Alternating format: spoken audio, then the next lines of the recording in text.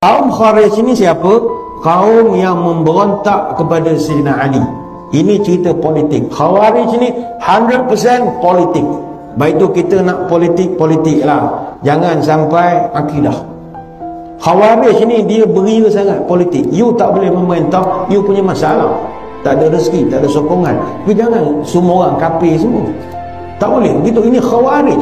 Dia muncul lepas berakhirnya perang sifil. Perang sifil ni berlaku antara bulan Mei sampai Julai tahun 657. Perang besar berlaku, yang mana dia berlaku di tebing sungai Furat yang sekarang terletak di Syria atau di wilayah Syam. Sayyidina Ali radhiyallahu anhu ketika itu berperang dengan kelompok Muawiyah.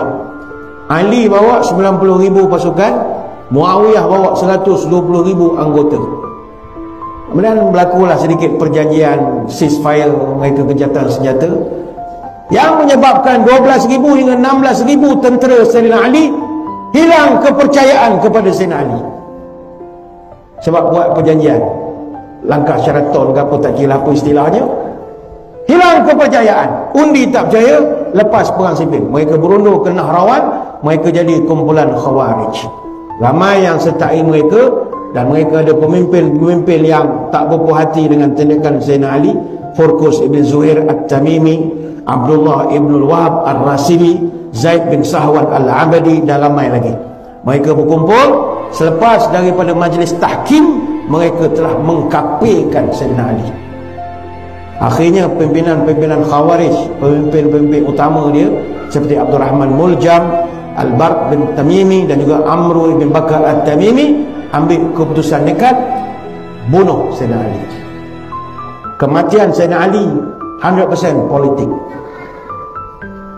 Sebab itu ciri mereka, Nabi pernah sebut, Nabi pernah berikan profesisnya, yansha'u nash'un yaqra'una al-Quran la yujawizu taraqiyahum kullama kharaja qarnun quti'a.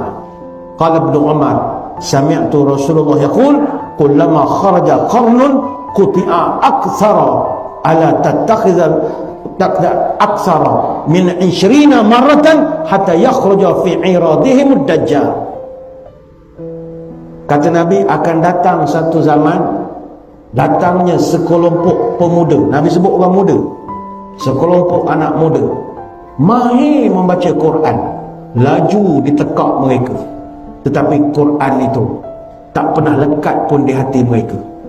Setiap kali muncul kelompok ini, kau mesti hancurkan mereka, kata Nabi. Dan kata Ibn Umar, aku dengar Nabi bersabda,